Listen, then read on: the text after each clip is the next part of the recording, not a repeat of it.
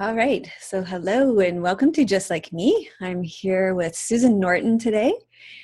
And Susan is a fellow teacher and we've spent a lot of time together. So I'm very delighted to be able to speak with you today, Susan, and for our members to get to know you better.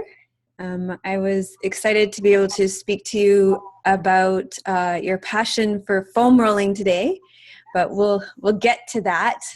I'd love to back up first and talk to you about how you first got interested in yoga and what your path in was, because it's always fascinating hearing about how people first come to yoga. To me, I love people's yoga birth stories. Well, I've been doing yoga for a long time. I started doing yoga in 1967. So that was back in the day when not many people knew about yoga, and it was very considered a strange thing to be doing. But I started, there was a woman who was on TV named Marcia Moore, and I've looked her up since, and she was a little kind of cuckoo, but she was doing these strange things, and they looked interesting. So I found a yoga teacher in Boston and started doing yoga, and it was more, when I was young, it was so easy to get into the poses. I didn't understand what the hoopla was. So I did it every day faithfully. I didn't know what it was doing for me. But then I stopped doing yoga as life happened. I graduated from college, went to graduate school, and got all involved in life, and intermittently went back to it during my work years, probably more passionately in my 40s. And then when I retired, I vowed I was going to do yoga every day, because I remember sitting in the car at a stoplight, and you know how you're standing there and you have to look to see what's coming? Yeah. I couldn't turn. I couldn't turn my head. And I said, boy, I really got to start doing yoga. So I went back to it when I retired, and I did it every single day. And it was really challenging. And then I could feel the differences in my body and my mind and everything. And I was so excited. I started talking to my friends about it, because they were all complaining about their aches and pains, and started teaching my girlfriends. And they loved it. They loved the breathing. And I said, well, I want to learn how to teach seniors yoga. And I found out you couldn't teach seniors yoga unless you learned how to teach yoga through yoga teacher training. And I thought, oh, I think I'm too old for that. But I started the teacher training and just completely fell in love with the whole, learned about more the philosophy of yoga. So my journey has been kind of sporadic, but I think I was born to be a yoga teacher. I wish I had done that instead of all the other things I did in my life. So that was it. And I love listening to the members and how they came into their yoga experiences too. I find that really uplifting to hear how people come together. I love the stories. And I think everybody's story is perfect, and their lead-in is, my favorite story still is Claire's with the beehive and the headstand lady. Okay, well, maybe that was just the most amusing story. I love hearing about everybody's first teacher. Yeah. I think I just there's something about the nostalgia of your first teacher. I don't know. I love that. And then the journey, and then when it really grips you and holds you and becomes part of your life, I love it. I think when I didn't do it for a long time, it was always there. It was like a seed that I could hold on to. I'm really deep in my yoga practice. And I see that in my students too, where they will say to me, well, I did it before, and then I'm coming back to it now. So it's not something that you really ever abandon, because it evolves with you. It can be a very physical practice. It can be a very spiritual practice. It can be an emotional journey for you. So this is so many levels and facets of yoga that it's a constant delight and a constant evolving process. Yeah, I like what you say about that, about how, when you do it, it does it takes root in you, so that it's always there.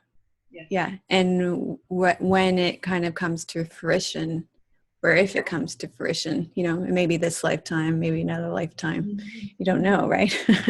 Exactly. Depends on the karmic unfolding of your life, I guess. So that's interesting too.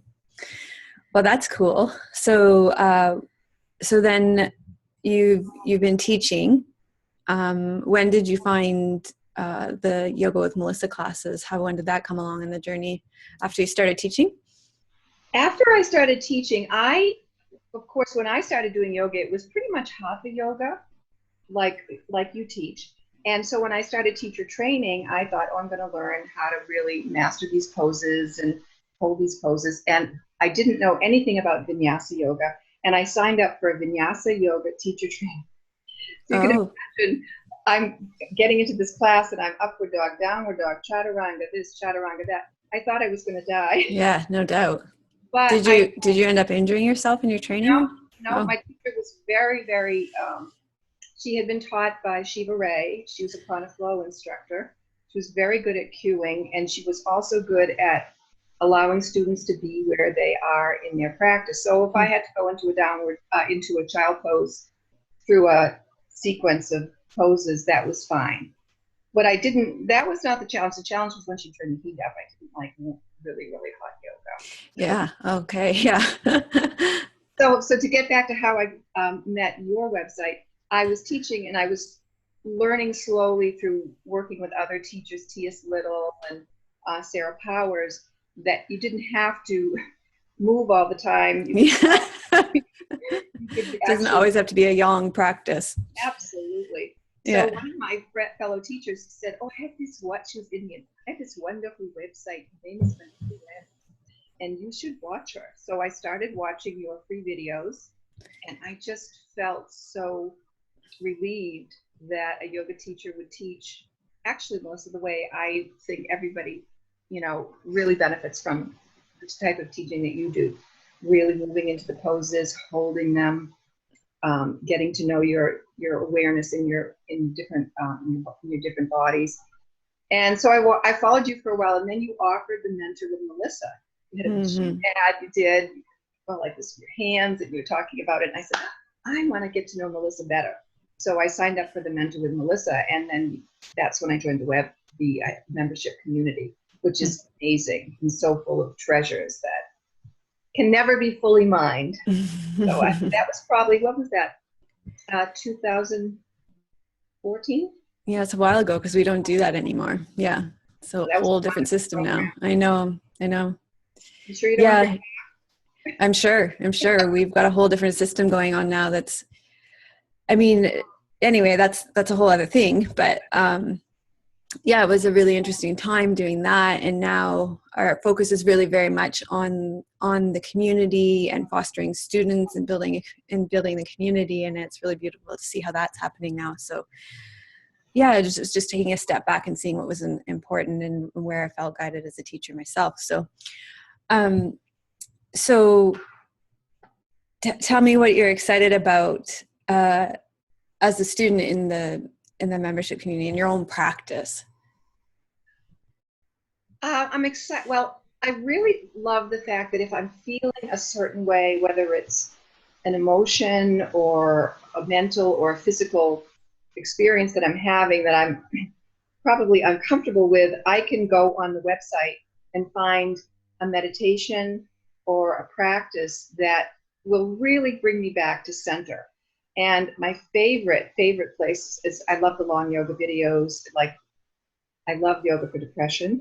Mm-hmm. That's a wonderful one to do in the winter. I love Happy Hips, which of course everybody loves. So those are my You favorite. you like long practice then. I like the long. Well, I'm a yoga teacher, so I mean, I like to. I probably practice yoga 2 or 3 hours a day anyway. So, Mm-hmm. I like those kinds of practices when I'm having um, particular issues with my physical body. I love the shoulder shorts. That's a great series for Mm-hmm. me because I had some shoulder issues. And I also love your yoga nidras. Yoga Mm. nidra is amazing. I did that. Like, did you say Linda does one every day at noon? I don't know if she does anymore, but she did for a while. Yeah, when I Yeah. heard that, I did those for. I said I want to do that every day, so I did that. That was awesome. Yeah. And I love the books. I haven't been able to join the book clubs for live meetups, but I have read some of the books, and gone through the questions and things like that. So, and I do love it when I'm able to join some of the live recordings and actually talk with some of the other members and hear what's going on. Yeah. But, you know, So let's just take a step back and unpack some of those. The yoga for depression video is such a great video, and as you say, in the winter, because that's a time when there's just the earth goes to sleep, and our bodies are very much affected by the energy of the earth. And as we're a reflection of the earth energy, and I don't know how some of us are more connected to that truth than others. And it can be a time when our energy gets very low, and also that is reflected in our emotional body as well. And it can be hard to recognize that the way that depressive state settles in, that kind of like, I just don't feel like doing anything, or it's so hard to get motivated. Yes.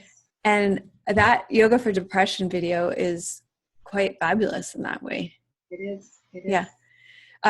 What's your favorite move in that video? Dead bug. Dead bug, yeah. Yeah, that's a good one. I love the moving up the prana off the chi, moving it up the spine, and a lot of times I've used some of the moves from that with my students, because they'll come into class and I'll see them all looking, and I'll say, oh, we have to add some of those moves that the vibration, and they love it. I said, I learned that from Melissa West. I talk you up all the time. Thanks. You can't come to class, you can always watch Melissa West. Oh, thanks. Appreciate that. The move that I love in that class is the one that feels like, if somebody's heart went into failure and you were going to like shock them back to life. The Buddhist heart massage, or the Tibetan heart massage, I forget what it's called. Yeah, I always forget. It's part of a Tibetan series, I think. Yeah, you just like, okay, it's time to wake this. Swing your arms open. Yeah. And then yeah, and there's a breath with it too. Like, yeah. I love that one. But yeah, there's a lot of great things in that class, and it's very goofy and fun. Yeah. I know where my reputation for being quirky comes from. If you don't feel I'm quirky, you could do that class and definitely come away feeling that way. There's some kind of fun, weird, quirky, kind of do a dead bug standing up in that one too. Yeah, so if you're ever feeling like, oh, I just can't get the energy moving, I just feel even if you're just feeling like kind of stuck, it's a good one. It's a good one. Yeah. Sometimes I think the names of classes kind of keep us from practicing them. Like, the grief and bereavement series, I'll go to that series a lot when I feel like I'm going through a period of transition in my life, like letting go of something and moving into something else. But I think people will often not use that series because, well, I'm not, there's no death I'm not going through a death of a loved one or something. But that series for me is so helpful when I'm in that transition stage, like literally something is dying in my life and I'm moving on to something else. So oftentimes I say, don't let the name of a class get to you, but you need to kind of dive deeper into the description. And I think that's why the DYC can be helpful. Really? Yeah. Well, the daily yoga connection, because we can the leaders can pull a class forward that you maybe would have never tried because you'd be like, yeah, you don't identify with that at all. Like, I'm not a depressed person. Right? Like, I don't really identify with that too much. And yet I do know that I get in that kind of depressed.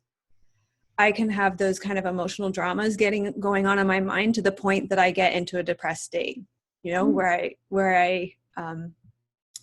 I block myself from being able to move forward. So then but when you do that, you don't really have the wherewithal to go to a class like that even, like it's when you get in that state, it's hard to self-motivate to know that you need to do that class. You almost need a buddy to go, hey, you need to do yoga with depression. But that's the beauty of the yoga, where people start to realize subtly after they've done a physical practice for a while, they say, I noticed the other day when I was in traffic and somebody did something horrible in the road in front of me, usually I bang on the horn or, I mutter some expletive. And I say, no, but all of a sudden I noticed that I took a breath and I stepped Yeah, back. there's And more space. yeah, so I think that the more you do yoga, the more you would want to seek out practices that label something that you're experiencing. And I think you're more likely to know the label of the experience because you are a yogi. I feel sad. But I wanted to say something about what you just said about you either want to create, maintain, transform, or let go. What you did a whole series on that a couple of years ago, and I loved that you did it with the gods. You named the gods who were responsible for those. Yeah, yeah. I'm not sure what series, because I say that in almost every class. But it was back in before the Hanuman series, I think. Hmm. What do you want to create, sustain, let go of, or bring into your life, your practice? Yeah. I love that. I think about that every day. Yeah. Real I mean, that's part of intention setting in every class. Yeah. So maybe we look talked at about the series. Which God was responsible for the creation, maintaining, letting go of, the transforming. Excuse me. Yeah, I'd have to go back and look. And I'll send you. There's so many classes. I forget. Honestly, there's so many. And that's my Vata nature, right? I'll dive deep into something and then I'll move on.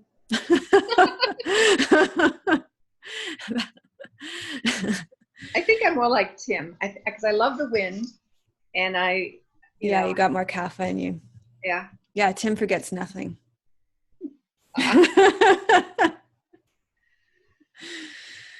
Yeah. Yeah, so happy hips too. That is a great one. A long class with every hip posture movement known to man in it. Yes. It even has the splits in it at the end, doesn't it? Yes, it does. Yes. Yes. I remember the first time I did it, I said, who could do this class? I can't imagine anyone getting to the last 15 minutes. But now I pretty much, I can do it. Some days easier than others, of course.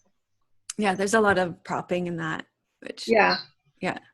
And you build gradually to the more challenging hip opening. So you're I remember that back in the day when I was teaching like that, I used to go to 2-hour classes at Esther Meyer's yoga studio, and Tama, my teacher, then used to do 2-hour classes, and it would be all hip openers, and the studio was upstairs, up two flights of stairs, and I remember after doing 2 hours of hip openers, having to leave and go downstairs, and it used to almost feel like your legs were going to fall out from underneath you on the way down because your hips were so loose.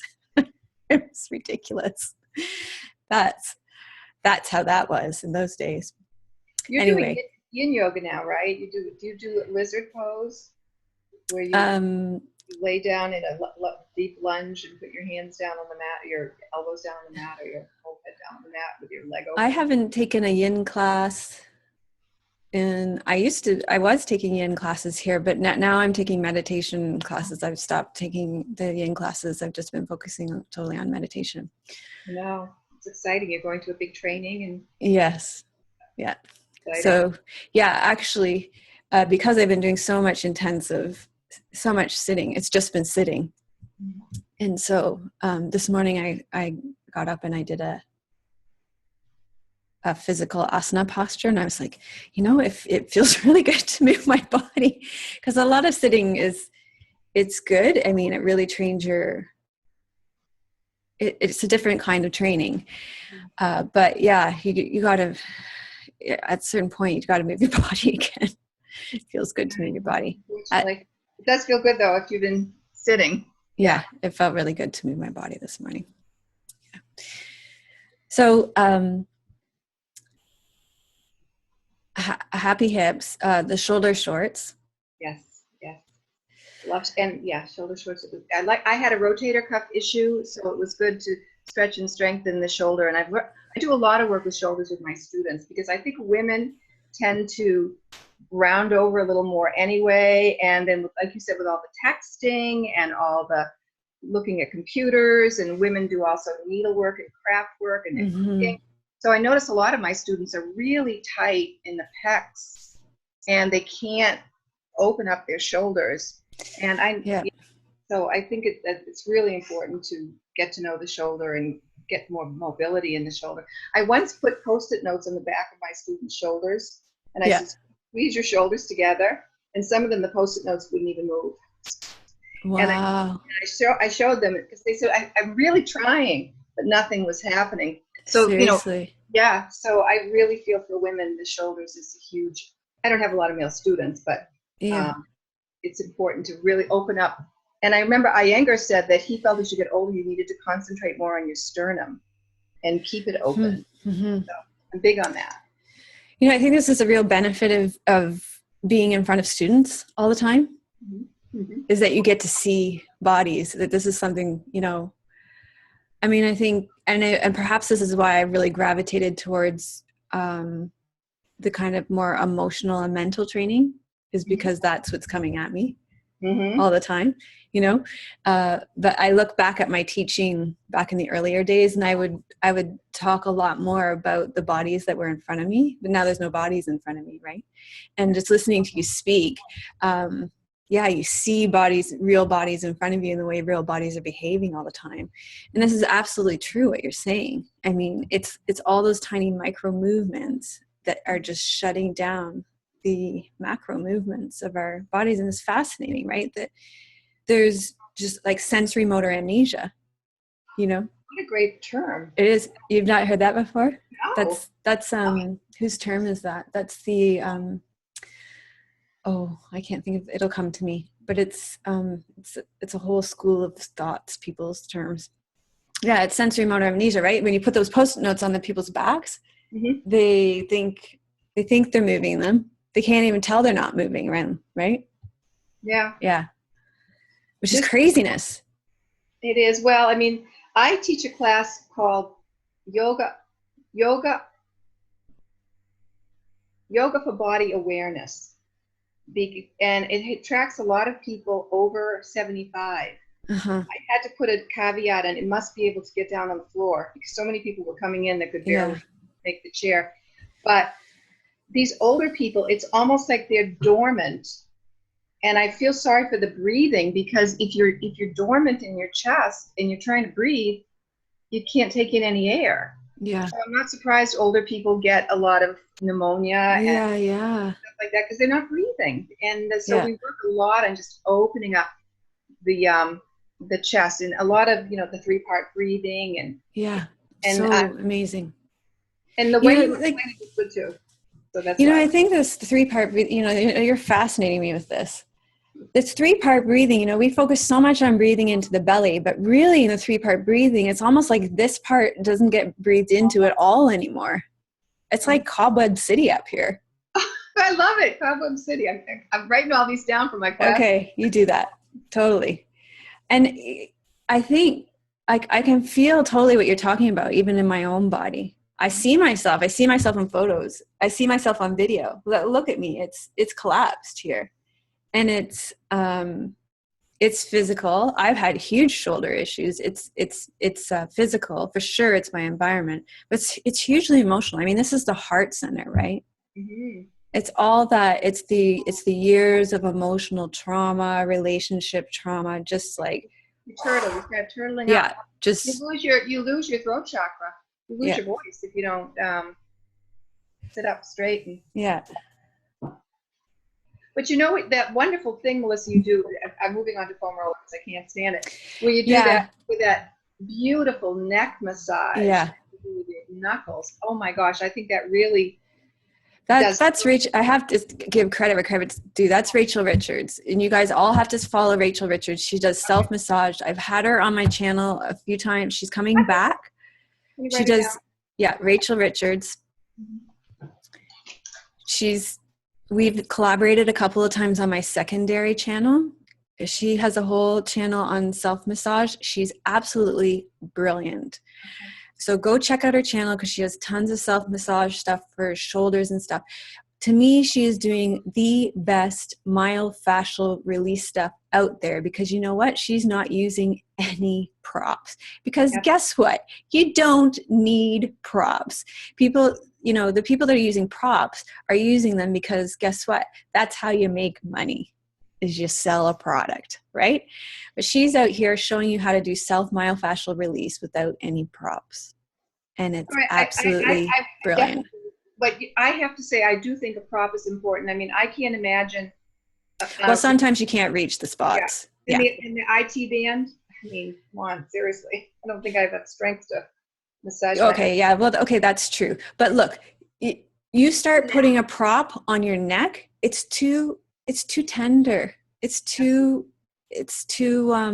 vulnerable, right? Yeah. You have to take your own hands and feel into it and move, especially if you've had injury, right? And move slowly and softly and carefully, you know? Plus you're touching yourself, you're loving yourself. Yeah, I think it's brilliant, right? And this is that whole connect, again, we're talking about the heart, right? The whole connection to your heart center. These are your direct line heart.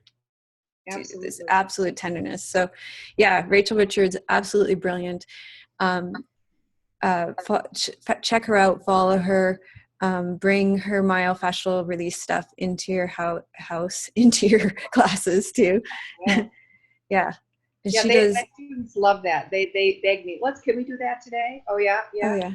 Yeah, she has shoulder stuff too. She has loads of stuff, headache stuff, scalp massage. And you guys know when you do the scalp stuff, you're going to get, so say if you do it, because all fascia is connected, you start doing a scalp massage. Okay, now check in with your neck again. Oh, guess what? It's going to move better, right? So you can pretty much use any of our techniques and get better movement anywhere. Awesome. Yeah. But all that, so tell me about your experience with the foam roller stuff, because I mean, that's when that stuff came out. I want to hear about your experience. Tell me about yours. Well, I started when you started your first long video with a foam roller, and I had, at that time, I didn't have money to go purchase the melt roller, but I started on the regular hard roller, and I just loved it. I loved the way it would massage the muscles and the way it could release your psoas, and I love that. And then one day I saw a melt class and I took it and I purchased a melt roller. And I liked that even better. And I think if people are working on a hard roller, that they can do good things for their body. But when you have the give of the melt roller, it just makes a huge difference in awareness of what your muscle is doing. The hard roller is just like, but the melt roller, you can feel the stuck stress, the scar tissue as you move down your body. And I think that's really important. So then you came out recently with that series. Oh, that is so amazing. Yeah. Where you start with the supine meditation areas where you'd be laying down. And I did that. And I said, oh, that's really good. And you had the Charlie's Angel move. I like that. Really good. And so I started doing all of them every morning. I did every single one of them? I do every one. The supine meditation, the shoulder. You know there's gaps in that, right? What do you mean? So what I put out there was designed to fill the holes in what was missing. Missing from what? From what's already on the membership community. So it fills. So I went through the membership community and said, okay, here's what exists with the soft foam roller. Mm-hmm. And here are the holes in what I haven't covered on the body. Oh, I do them all. Every one of them. Yeah. No, I know. But what I put out in that little series just covered what I hadn't covered already. So in that little series, you're missing your hamstrings, you're missing your calves. No, I do all those. I'm saying okay. I do my good. That's been bothering me a little bit lately because you said you do this series, and I'm like, okay, I hope she's not skipping out on her calves and her hamstrings. And no. Okay, good. I just what I fill in the gaps myself. So I just okay, good. With my head.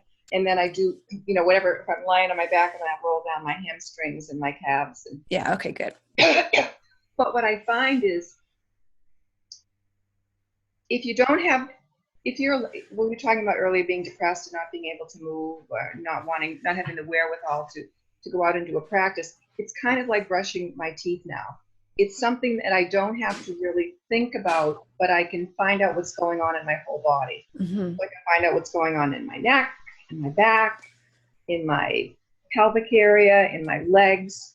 And it's kind of like giving your body a cup of coffee. It wakes up all your connective tissue, all your muscles, all your joints. And I am 70 years old, so I think I'm 50 when I'm done. I feel, which you think 50, that's old. No, 50 is young when you're 70. And I'm very, very flexible. It's helped me tons with my back bending. I don't know why, but it's huge for back bending. Yeah. I can almost do a wheel. Do you do psoas releasing as well? Yes, definitely. Yeah, because I find the upper back together with the psoas releasing, that was just transformative for back bending to be able to open this. And then all the little areas that we're getting into now that I did for the shoulder. Yeah. Like if you don't have any shoulder issues, I'm not surprised you could do wheel now. Yeah. Or almost do wheel. Yeah. Which is funny because when I was a girl, I used to be in back bending contests. How many back bends could you do in a minute? Are you kidding me? That's like, I'm taking a minute to get my hands behind my head now to get up into the wheel. So yeah, so it's funny how because wheel is really about strength in your legs and flexibility in your shoulders. It's the shoulder part that's hard. Yeah, it's the shoulder part. Yeah, which just given how much time we spend on keyboarding and stuff like that, that's the issue. Everybody thinks it's like strength in your shoulders. It has nothing to do with strength in your arms and your shoulders. It's everything to do with the strength in your legs and the flexibility in your shoulders and your wrists. Yeah, I think my wrists probably the weakest part. Yeah, can your wrists do full extension, and can your shoulders fully extend back that way? So, but even just practicing to get into it is good because it does. Totally. We did a shoulder routine this morning in my class. It was all about shoulders, and we did some where people come into the goddess squat position in their arms, and how far could you externally rotate your shoulders? Can you get your forearms down on the mat? I just wanted them to know what was releasing and what was resisting, and I was actually amazed at how flexible most of them were. But a lot of people, they just can't open their shoulders. So yeah, what a great idea to lie on the ground with it, right? Because then you can. Were you lying on the ground with it? We're lying on the ground. We do a lot of postures. We're going to do a warrior two. We'll do warrior two on the mat. So smart. Yeah, because you can really feel it in space. That's not so only brilliant. That, I can say if you can do this on the floor and you can't do it standing up, it's got to be here. Yeah, exactly. Your body can do it on the ground. Yeah. Oh, so a lot of time it's just being willing to try it. Yeah. Leaning back a little bit more. We did that at Esther Myers so much. Like just using the ground as a different. Changing our orientation. I feel like I learned that at Esther Myers, changing your orientation in space. We use the floor a lot like that, like you're describing. It's just a brilliant way to work. I feel like I do that a lot. I feel like I do that a lot in my teaching. Flip the orientation of the pose. Yes. Like do lunge pose on your back rather than. Yeah. I mean, and it's so good, right? It changes the whole your whole orientation to gravity in the pose. Like think about that lunge pose sitting up in its normal position versus a lunge pose on your back just becomes this whole different psoas release, right? Yes. And the other series that I loved that you did on the Melissa West the public channel was your balance. The balance. Did you like that? Yeah. Amazing. I eventually let it go. I let it go because it was when Trump came into power and people were just so overwhelmed. And so it just everybody was so just like off kilter that that's when I brought in the heart stabilization series. It was like we just needed to like And it was like, people were just like, I don't give a fuck about balance right now. Right. Like, it was, I'm and I so got off it. balance. I don't get It's how. like, I was like, I'm so off balance. I just don't care. And so it was just like healing is needed. So then we just did that. But yeah, I think it just had run its course. But yeah, that is some brilliant, you know what? I don't get questions about balance anymore. Well, I have to say, you went into full geek mode. You went into full geek mode, and I loved it. 'Cause I'm kind of a geek, and I like to learn all the vestibular system and the little places inside your ears. And I think, So I'm curious, how did that play out with in your classes? oh my gosh, they loved it. Especially the smarty pants ones. I think, let's go into sunbird, and we get into a nice sunbird, and they're all there, you know, and they're beautiful angles. And then I say, now I want you to walk back and forth, and I want you to rock side to side, and I want you to shut your eyes.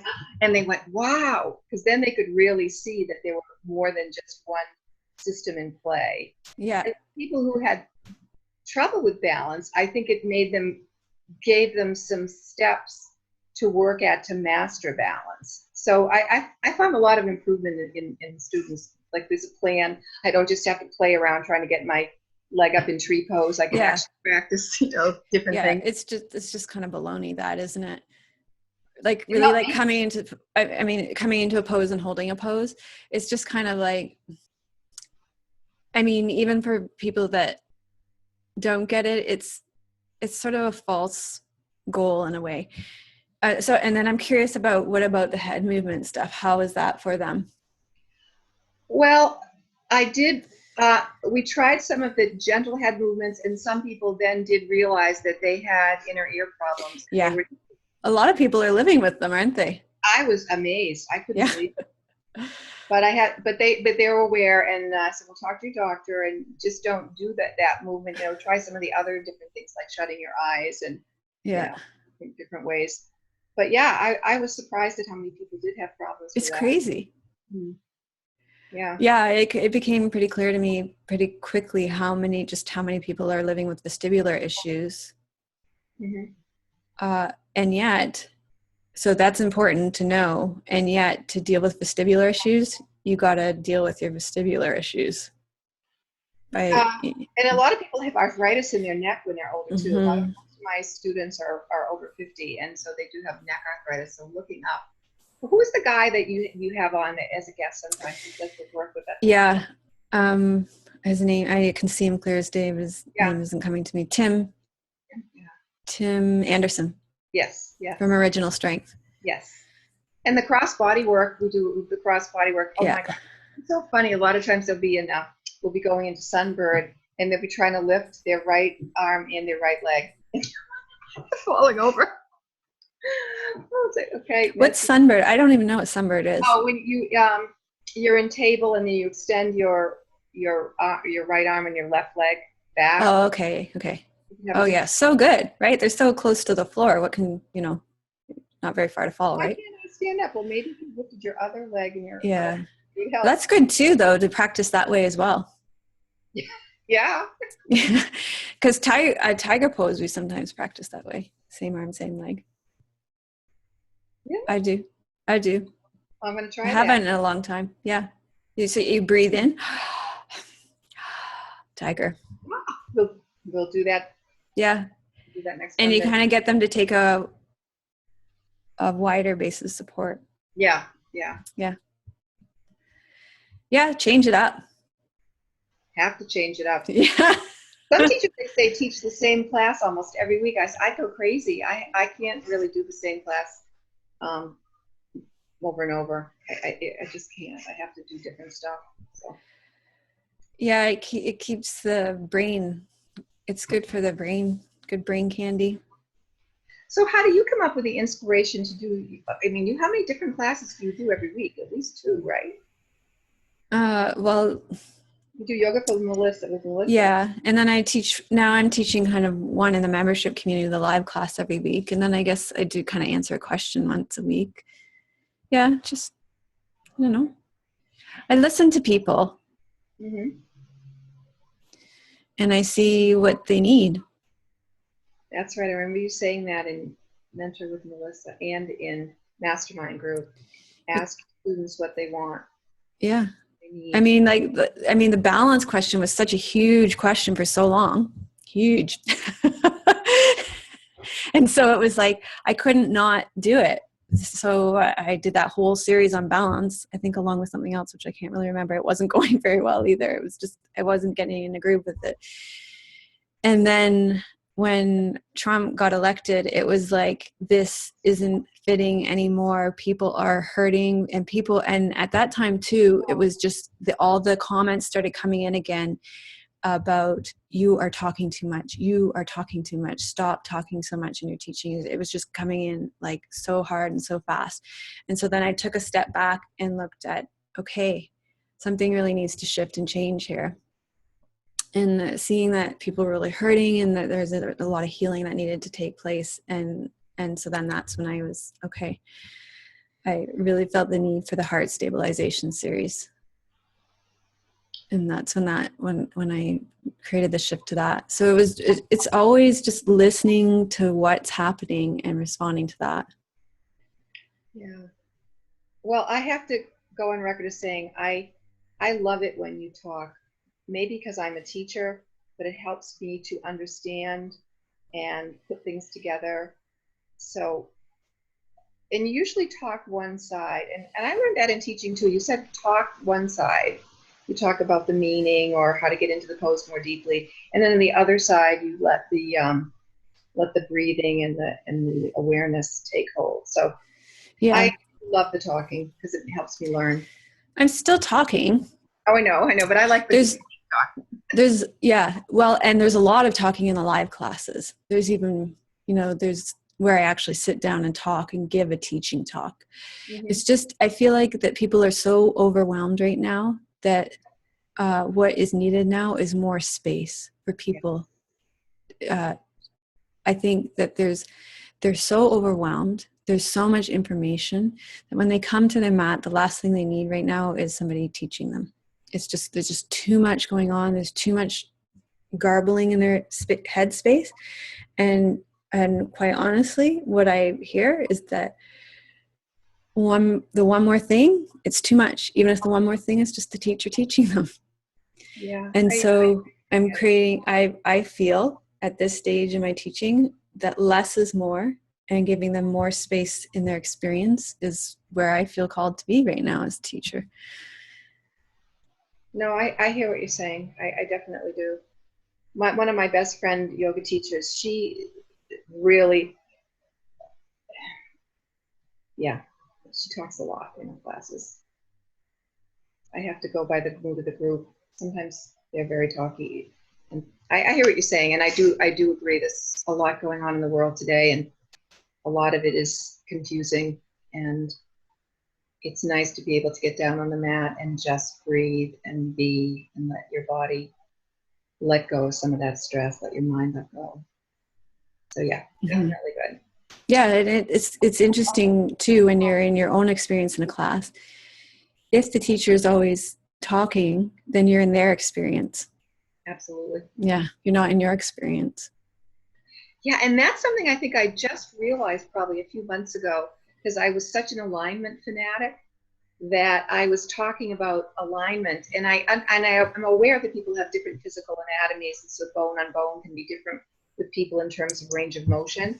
But I was still trying to help people, especially with the shoulder stuff, get into a good alignment. And I said, Susan, you're becoming a harpy.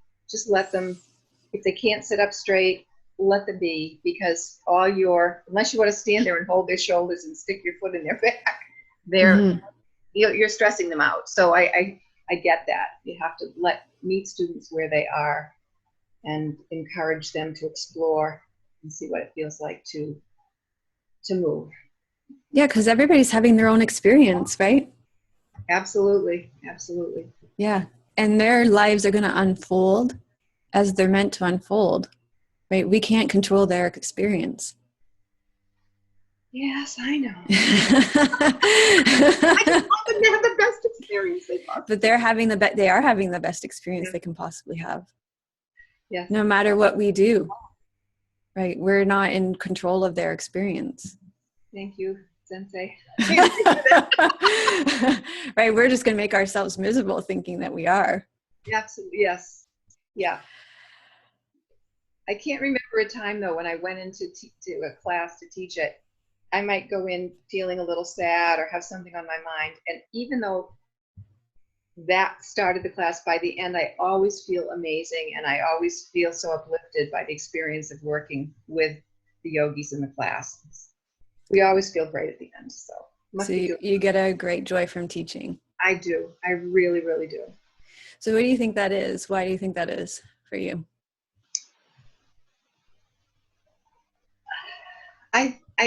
Well, personally, I am a teacher. I've always been a teacher. So it's a subject matter, and I think it's based on what we were just talking about, where the experience of the student is a unique experience, and I'm just a guide. There's no real subject matter to be taught, like factoids and things like that. If they get anything out of it more than the experience, that's wonderful. But I'm a teacher allowing somebody to have a unique experience that feels good for them and is good for them. So I think that's what I get out of it. That I taught anthropology for a long time, and then I was teaching psychology, and I love that stuff personally, but I couldn't seem to. That's information I'm giving to somebody else. That's not an experience. So there wasn't coming back to me what I felt giving out. Whereas in yoga, I feel coming back to me what I am putting forth. Something, there's a really nice exchange in that, which I love. An energy exchange. Yeah. Yeah. Nice. How often are you teaching right now? I've cut way back. I'm teaching 3 classes now. I was Nice. teach 4 in the spring and then back to 3. I was up to 9. That was way too many. That's a lot. It's Yeah. exhausting. And I wasn't enjoying it. And yeah. So, At that level, it becomes a chore, but at 3, it becomes a joy, right? yes. It takes a lot of energy. Yeah. If in an ideal world, I'd probably teach 4 mornings a week. And I don't like teaching in the afternoon. I like teaching in the morning. I am going on a cruise, I think, to the Galapagos Islands and yoga retreat, and I'm getting kind of excited about that. Do yoga with Nice. big turtles. You're taking it or you're teaching? I'm taking it. Nice. Thought about teaching those. Have you ever done any of those teachers where you go on a vacation and teach? I thought Yeah. about. Is that fun? I was thinking it might take the joy out of the teaching or the vacation, having to do 2 things. But Yeah. I've done fitness ones. So what's the commitment level of the teaching? well, I mean, if I would do it, I would only teach 1 class in the morning and then just be accessible to students. I would love to do it in Tuscany. That would be my place, my go-to spot. Teach a class in the morning and then paint all afternoon. My other love is art, so I know you're an artist, right? Yeah, the ones that I've done I taught, I think 3 times a day. So it was a huge commitment. Yeah. Yeah, that would be too much. Yeah. But it did let me go on vacation and take my family on vacation. So there was that. Yeah. So it depends on what the breakdown is, I think. Yes. But yeah, I think, I don't know, I kind of like to keep them separate now. Yeah, I You know, think. my experience, or either show up as a teacher or show up as a student. Yes.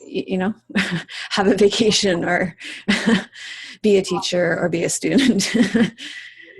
Yeah. I don't know, more clearly defined roles. Yeah. Yeah. Well, I would definitely keep that separate now. I found a lot of times when I take on as a vocation something that I love, that it takes some of the joy of it out of it. That's been my experience too. Yeah. Well, anything else you want to share with us as we come up to the top of the hour here? Well, I just want to say that I think that you are an amazing teacher, and I am just so thrilled that you have made your experiences available to us, especially the vlogs who we've all followed. Thanks. Yeah. Well, big thanks. With that, all the props go to Tim on that, because if he can edit whatever videos I give him at the end of the week and make my life look semi-entertaining, then I think that's all credit goes to him. Well, I mean, it's so beautiful there. The scenery Yes. is fabulous, and I mean, if it wasn't 3,000 or 4,000 miles away, I would go to Tofino for a vacation. But it seems like Yes, everybody should go to Tofino I think it's like the most beautiful place on the earth. It does rain there a lot, but you do take that risk, as we did last time. As you heard me, I'm like, oh my God, could I have said more times on film how much it rained there last time we were there? well, it's sad. I mean, to go on that's I know. gamble when you choose that is the risk that you take when you go to the rainforest, though. Yeah. But it is so gorgeous and lush there. And if you have a chance to go, you should definitely go, because, oh my God, it's gorgeous. And it's like it's just the end of the earth with Long Beach there and the rainforest. And there's a reason why it's so beautiful, because it rains so much. Yeah. Well, I think you live in the perfect place in the perfect country. And when Trump did become president, we all thought about moving to Canada. And then I thought, no, I can't leave. But now I've been here too long. But I think it's wonderful, and I think you're very blessed. You have a beautiful family and a wonderful practice, and you give so much to others. So I want to thank you for that, Melissa. Thanks. Well, I feel very blessed to live here, and I do agree with you. It's the perfect place for us now. It's to have this backdrop. And this morning I walked out my house, through Beacon Hill Park, down to the ocean, back up. It's something we're grateful for every day. It's a beautiful place, and beautiful places to film. A lot of bakeries. And we do have a lot. That is a very big temptation every day. We have a beautiful place where I live, but we just don't have good bakeries. I don't know why. Do you have good bakeries? You must have good bakeries. No, we have terrible bakeries. You're in Maine, aren't you? No, I live in Cape Cod. Cape Cod. You would think, because you're in a tourist town too. I know, but we just really have not. What is with that? I don't get it. We just don't have good shops, period. I don't think. Not like I look at your streets and look at those cute shops. No, Cape Cod is missing cute shops. I'm really surprised, because here we have tons of, cute shops and small businesses, and way too many good places to eat. Way too many. Not for vegans. I mean, my daughter is a rabid vegan. I'm a vegan, but I'm a lazy-going one, and she had to leave the Cape. She wants to go back to California. There was just no good restaurants on the East Coast. Yeah. Well, and here it's completely integrated, so you can go into any restaurant. It's like, there are vegan restaurants here, but it's like you can walk into anyone and they're going to serve you. They're going to have food for you. That's West Coast. Yeah, that's the West Coast for you. Yeah. It's like when my friends come here that are vegan, they're like, well, we want to go to a vegan restaurant. I'm like, it's not really like that here. Like, you can go to any restaurant here, and we're all happy together. That's how it goes here. You know what I mean? It's like, like the meat eaters eat beside the vegans, eat beside the gluten-free people, and they're just going to serve us all together. We don't have to isolate ourselves here. You know what I mean? No, I don't, but I wish I did. We all sit down at one big happy table together. Because the vegans don't really kind of get that when they come here, that like you don't have to we're used to like hiding in our corner. Hiding in your own little restaurants. I'm like, no, we all eat together here. That would be a good blog topic too. I know. Yeah. It's like, no, come, we all eat together. Right. Yeah. Anyway. Yeah.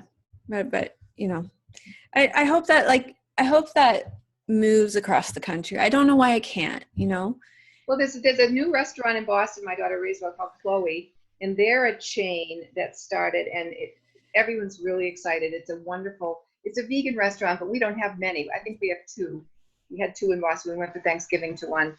So now there's 3. So I think it's coming. It'll come slowly, and then it'll integrate, because other restaurants will realize they're going to lose business if they don't make it more accessible for all of us. And, the other thing is here is that there's way more sustainable farming too.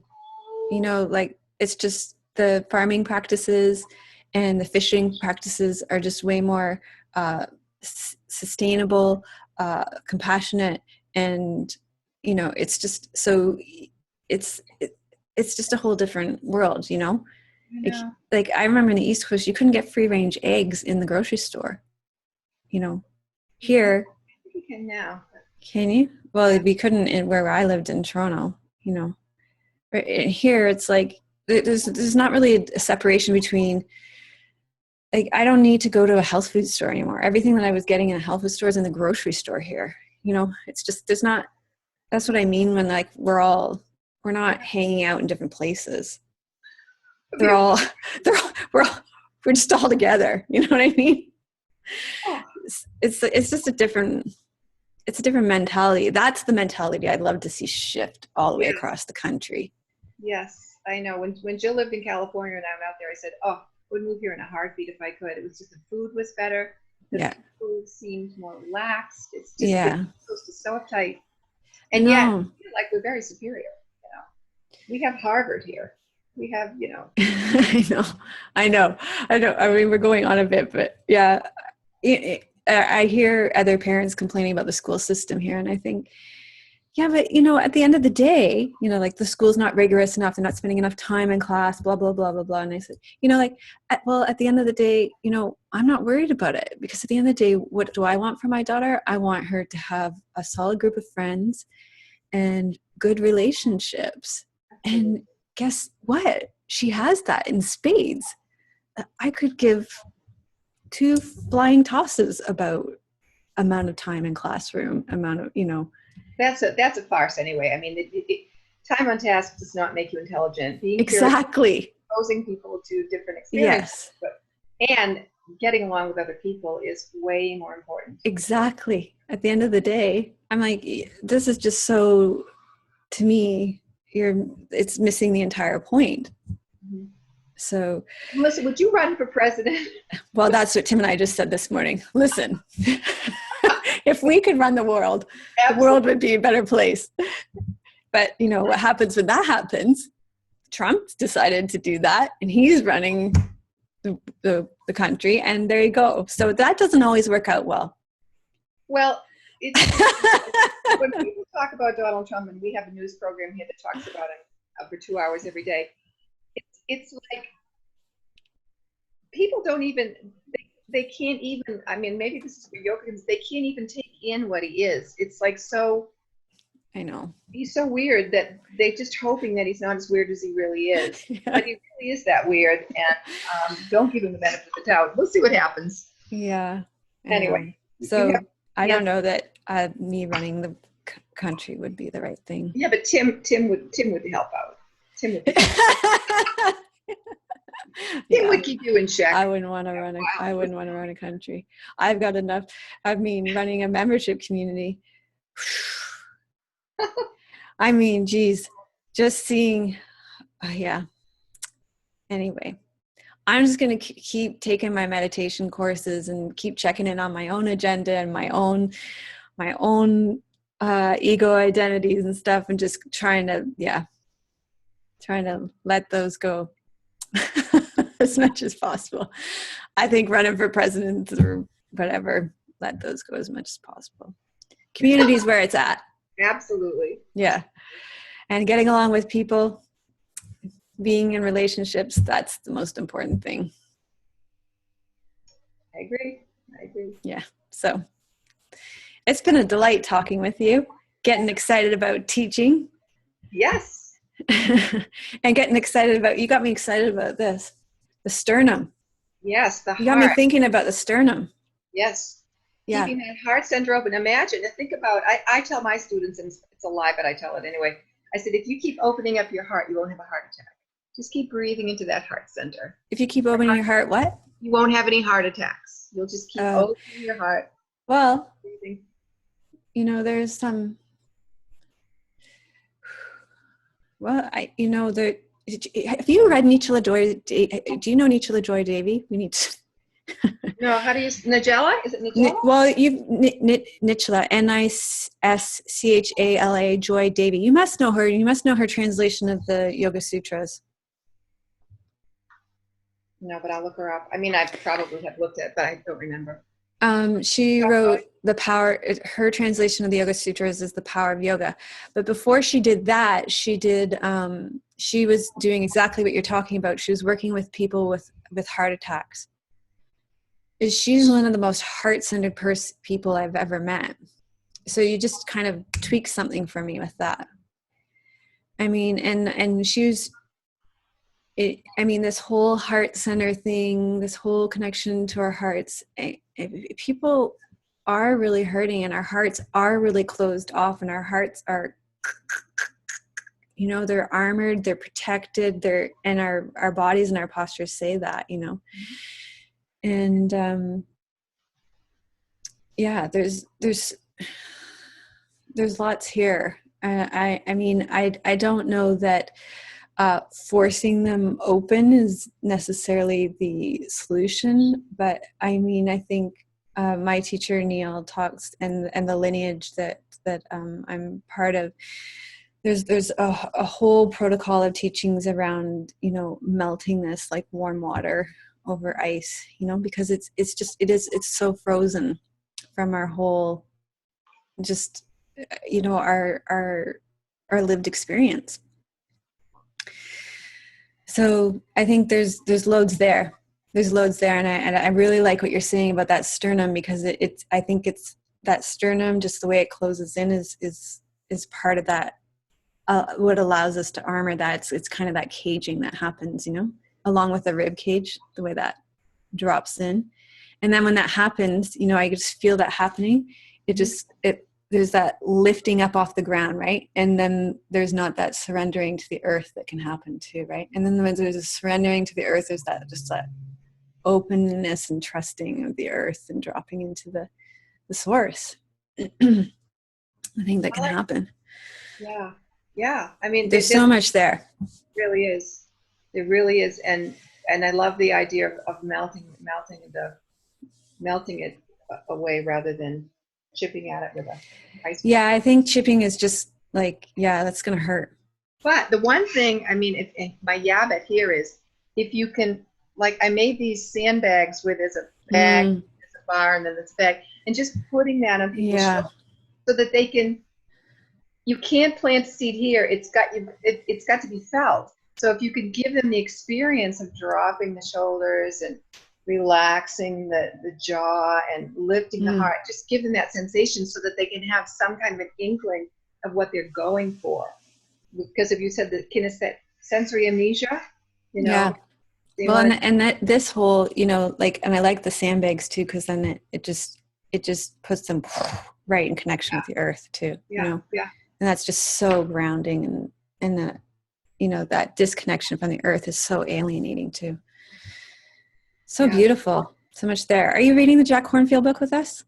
I read that book. I'm not reading it now. I had read it before. Yeah. And it was very, very inspirational. Yeah. So yeah, he's a wonderful writer.